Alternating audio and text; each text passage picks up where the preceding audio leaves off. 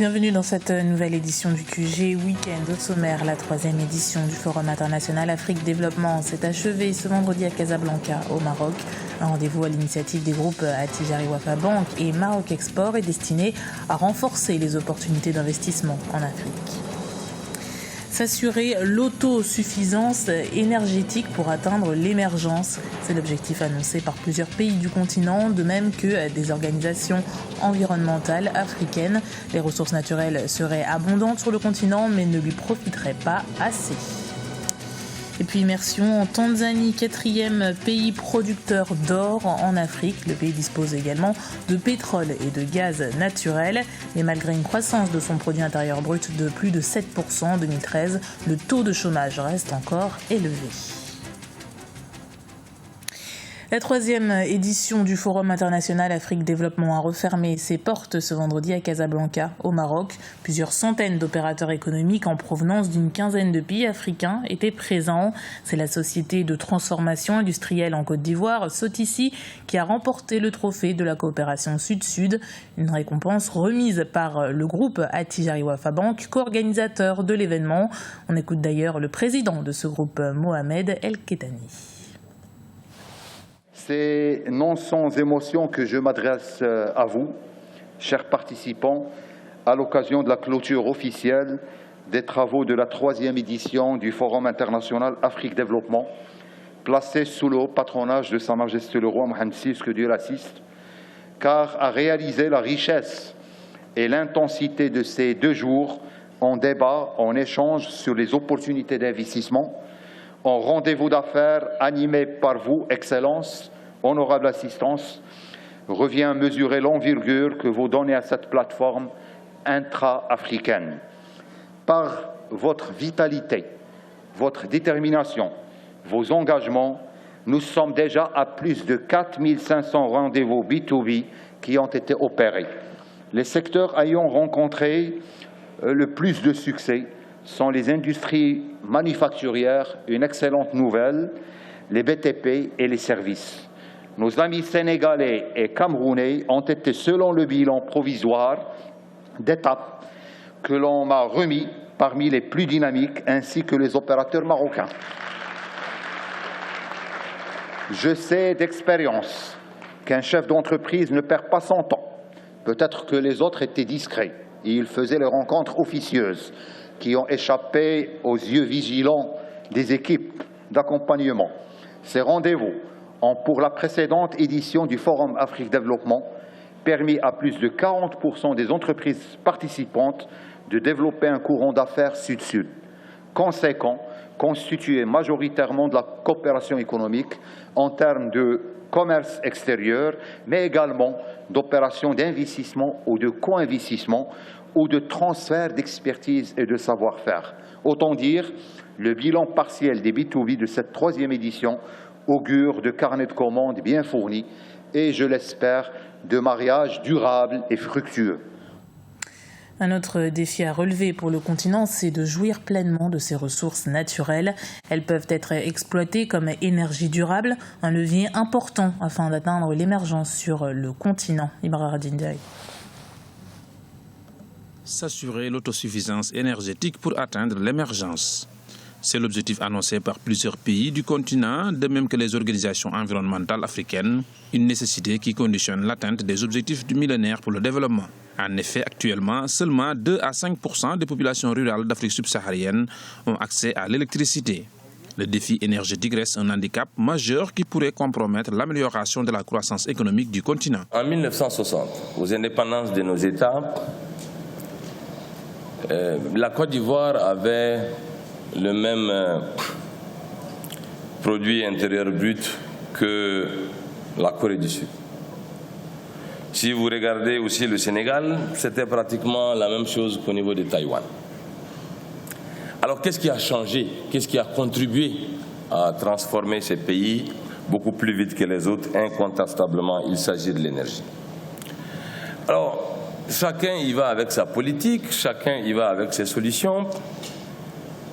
Moi, je me dis que le problème, il est beaucoup plus grave qu'on ne le pense. Cependant, l'Afrique dispose de ressources naturelles qui permettraient une démocratisation de la couverture énergétique grâce notamment aux énergies durables comme le soleil présent presque chaque jour sur le continent. Les paradoxes sont criables. Lorsque vous regardez, l'Afrique dispose de toutes les sources d'énergie. Le pétrole, le gaz, l'uranium, et cela soit dit au passage, lorsque vous regardez le taux d'accès à l'électricité d'un pays voisin du Mali qu'est le Niger, et dire que c'est lui qui assure la sécurité énergétique d'autres pays que je ne veux pas citer. Nous avons le soleil, nous avons le vent, nous avons tout ce qu'il faut dans notre sous-sol pour que l'Afrique rattrape ce que j'appellerais tout simplement la fracture énergétique qu'elle a connue au cours de ces dernières années. Des réalisations qui devront permettre de réduire les coûts d'accès à l'électricité. L'Afrique doit également former les ingénieurs et techniciens capables d'optimiser le développement de l'énergie sur le continent, un continent dont la population devrait doubler dans les 40 prochaines années pour atteindre les 2 milliards d'habitants.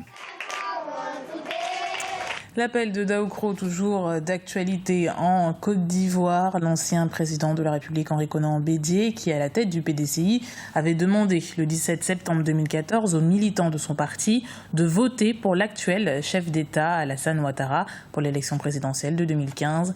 Il vient de préciser sa pensée dans un livre. Reportage de notre correspondant Olivier Conan. L'appel de Daoukro, désormais expliqué dans un ouvrage.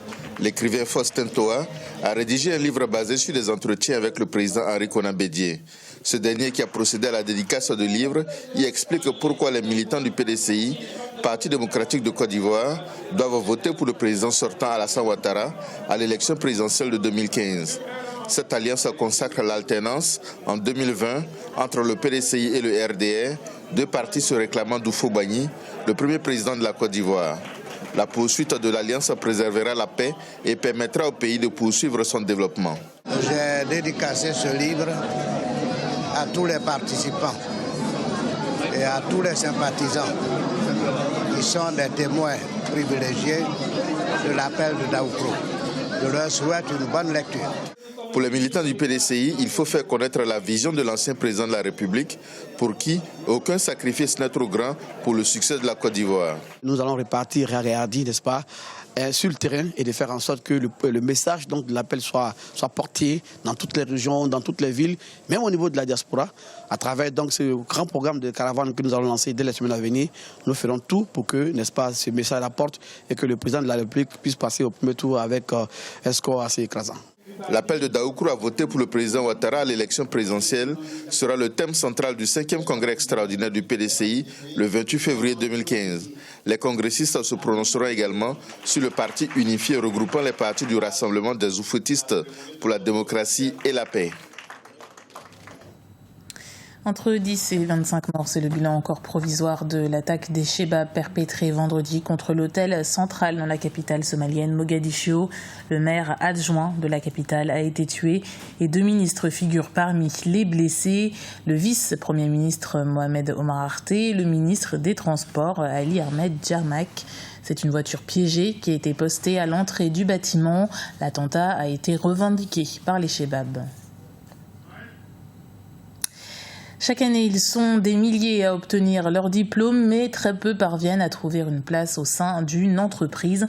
En Tanzanie, par exemple, le taux de chômage en 2012 était estimé à 10,7% et beaucoup ont décidé d'influer sur cette réalité. Et Mefa Kofi nous explique comment.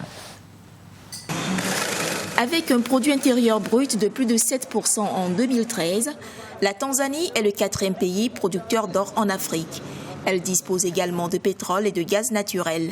Et pourtant, le taux de chômage reste encore élevé. Selon les statistiques disponibles, en 2012, il était de 10,7% contre 12,2% il y a 6 ans. Même si la situation s'est améliorée, la question inquiète toujours. Oui, le chômage des jeunes est un problème ici et il est réel. Les raisons sont liées au marché du travail, mais aussi à la jeunesse elle-même. Si les jeunes sont pointés du doigt, il y en a qui arrivent néanmoins à s'en sortir, à l'exemple de ce vendeur de brochettes. Il ne me sert à rien de travailler pour quelqu'un quand je suis encore valide. J'ai donc économisé et j'ai commencé à vendre de l'eau Puis finalement, j'ai eu suffisamment de capital pour commencer à vendre des brochettes. J'ai beaucoup de respect pour cette entreprise. Les brochettes de choura sont plutôt bien appréciées, mais il évoque un problème qui, s'il est résolu, pourrait bien faire accroître son chiffre d'affaires.